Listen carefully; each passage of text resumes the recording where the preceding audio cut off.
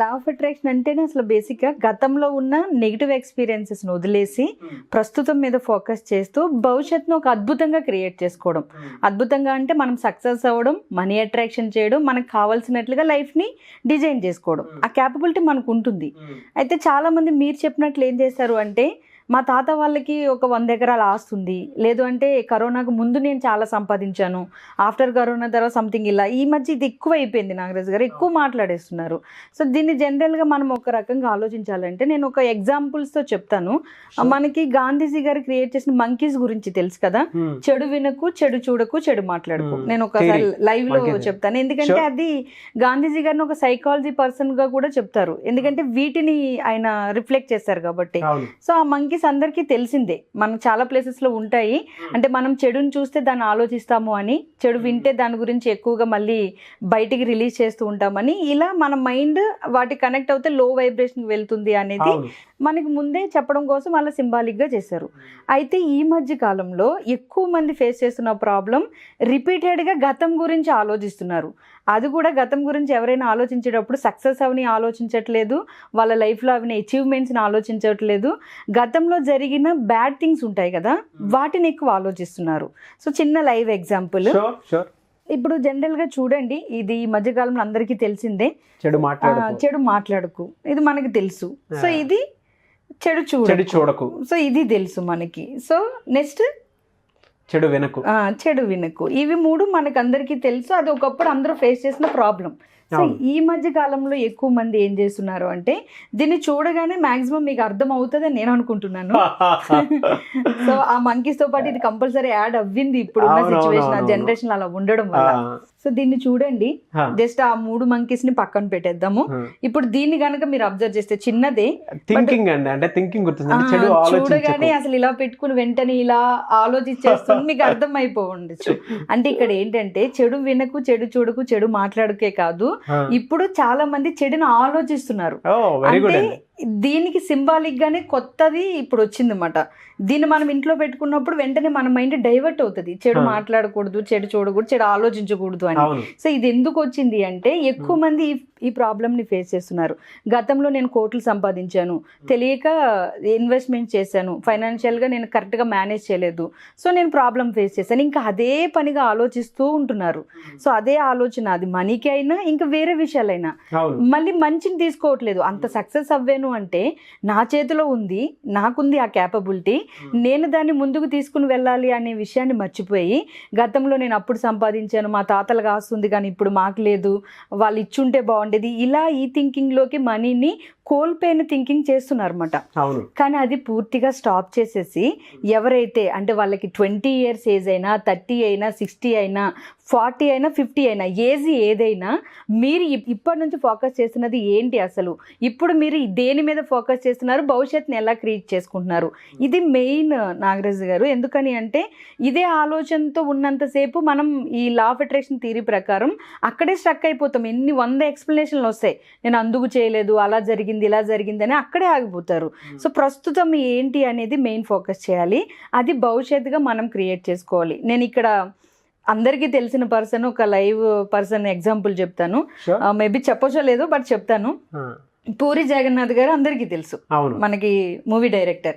So ఆయన thought process కూడా చాలా డిఫరెంట్ గా ఉంటది, ధైర్యంగా మాట్లాడతారు, ఏదైనా గట్స్ ఉంటాయి, నిజం అనిపిస్తుంది అన్నమాట. వింటున్నప్పుడు మనకి ఓకే ఈయన చెప్పేది నిజమేనేమో అన్న ఫీలింగ్ వస్తుంది. అలాంటి పర్సన్, ఆయనకి మనీ మేనేజ్మెంట్ లేక ఒక 100 కోట్ల ప్రాపర్టీని వేరే పర్సన్ ని నమ్మడం వల్ల, మేనేజ్మెంట్ లేకపోవడం వల్ల మిస్ అయ్యారు. ఒక టైంలో ఆయన ఎన్ని మూవీస్ చేసినా మూవీస్ మీద ఫోకస్ ఉండేది, ఆయన సక్సెస్ మీద, మనీ మీద ఫోకస్ లేదు. ఏమైంది అంటే ఒక్కసారిగా వాళ్ళ సిచ్యువేషన్ అంతా బ్యాడ్కి వెళ్ళిందని చాలా వీడియోస్లో, ఇంటర్వ్యూస్లో చెప్పారు ఆయన. సో అటువంటి పర్సన్ ఆయన ధైర్యంతో, గతంలో నేను ఇంత కోల్పోయాను అనే భయాల్ని, బాధల్ని ఎక్కువ ఆలోచించకుండా, నెక్స్ట్ నేనేంటి, నెక్స్ట్ నేను ఏం చేయగలుగుతాను, ఇప్పుడు పోగొట్టుకున్న వాటిని నేను ఇంక తెచ్చి పెట్టుకోలేను, కానీ నేనేం చేయగలుగుతాను అనే ఒక కాన్సెప్ట్తో ఆయన వెంటనే వితిన్ కొన్ని ఇయర్స్లోనే మళ్ళీ అదే 100 కోట్ల ఆస్తిని ఆయన సంపాదించగలిగారు. అంటే ఒక్కసారిగా ఆయన దమ్ము చూడండి, ఆయన పవర్ చూడండి. ఒకవేళ ఆయన గతం గురించి ఆలోచిస్తూ ఉంటే పూరి జగన్నాథ్ అనే పర్సన్ ఇప్పుడు మేబీ మార్కెట్లో ఉండకపోయే వాళ్ళేమో. కానీ గతంలో ఏమైంది, ఆయన ఎక్స్పీరియన్స్ని తీసుకుని ఓకే జరిగిపోయింది, గతంలో మనీ ఎలాంటి, అది నా ఏజ్ ఎంత అనేది స్మార్ట్ శంకర్ తో గ్రాండ్ హిట్ అయింది.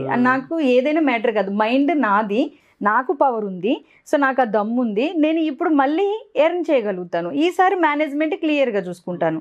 సో ఎప్పుడైతే ఈయన గట్స్ని నమ్మారో అప్పుడు గతాన్ని ఇంకా పూర్తిగా వదిలేశారు, గతాన్ని ఆలోచించలేదు, భవిష్యత్తుని ఫోకస్ చేశారు. 100 crores అనేవి ఆయనకి ఈజీగా వచ్చేసిందో ఒక 2-3 సినిమాలతోటే.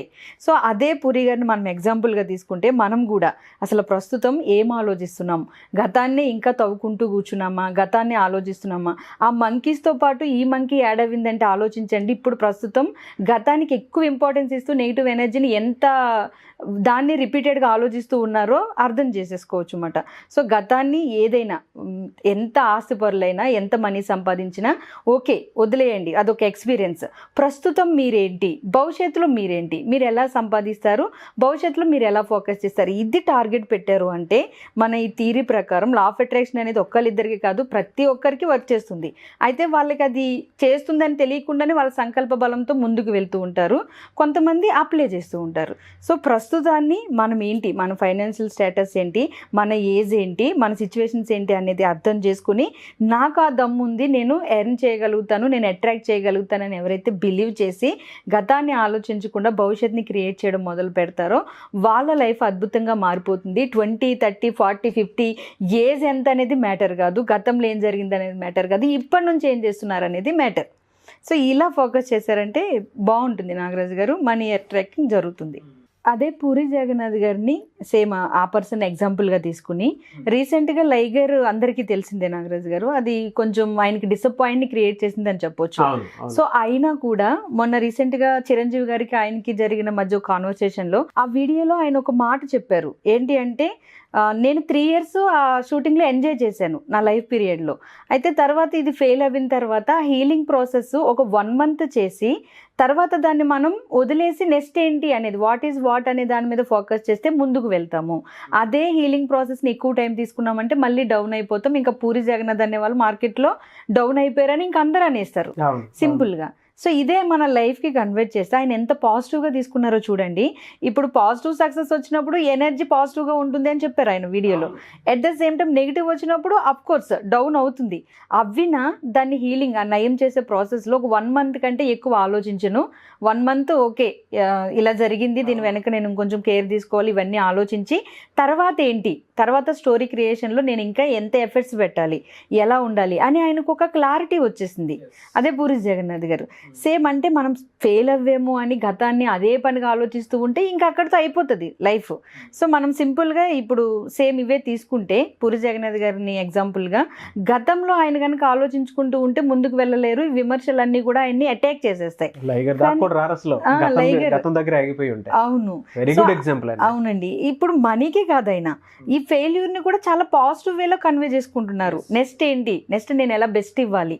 సో అది మనందరికీ ఉండాలి. గతంలో ఏం జరిగినా మనీ సిచ్యువేషన్స్ ఏవైనా సింపుల్గా నేను ఆల్రెడీ మీకు చూపించాను, బట్ ఒక్కసారి మళ్ళీ ఒక క్లారిటీతో.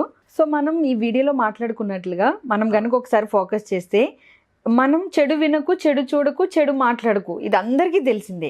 సో ఎంత క్లారిటీగా మనకి వీటన్నిటి విషయంలో ఉంటామో ఇప్పుడు మనం కొత్తగా ఎవరైతే గతం గురించి ఆలోచిస్తూ ఫైనాన్షియల్ ప్రాబ్లమ్స్ గురించి బాధపడుతున్నారో వాళ్ళకి కొత్తగా సింపుల్గా ఒకటే, చెడు ఆలోచించకు, ముందుకు వెళ్ళిపో, చెడు ఆలోచించొద్దు. సో వీటిని మనం ఒక ఎగ్జాంపుల్గా తీసుకోవచ్చండి. అది ఒక మన మైండ్ సైకాలజీ, ఇంకా మన సక్సెస్ వస్తుంది అంతే, చెడు ఆలోచించకు, that's it. One of the best example అండి. Thank you Nagaraju garu. యాక్చువల్గా మన వాళ్ళందరికీ తెలియాలి. ఇంకా అసలు ఈ గతంలో మనీ విషయాలు ఏవైనా కానివ్వండి, సో ఇది ఎగ్జాంపుల్గా తీసుకుని చెడు ఆలోచించకు అని ఒక్క కాన్సెప్ట్ని మైండ్లో పెట్టుకుంటే ముందుకు వెళ్ళిపోతారు. మనకి ఎగ్జాంపుల్ కూడా పూరి గారిని చూసాము, ఇలాంటి వాళ్ళు ఇంకా చాలా మంది ఉంటారు. సో వాళ్ళు తెలిసిన వాళ్ళు అన్నమాట. Thank you so much Mary గారు. అయితే చాలా మంది ఆన్లైన్ ఆఫ్లైన్ క్లాసెస్ అడుగుతున్నారు అండ్ హ్యూజ్ రిజల్ట్ అయితే చూస్తూ ఉన్నాము. చాలా పాజిటివ్ ఫీడ్బ్యాక్ ఉంది. Thank you so much for that.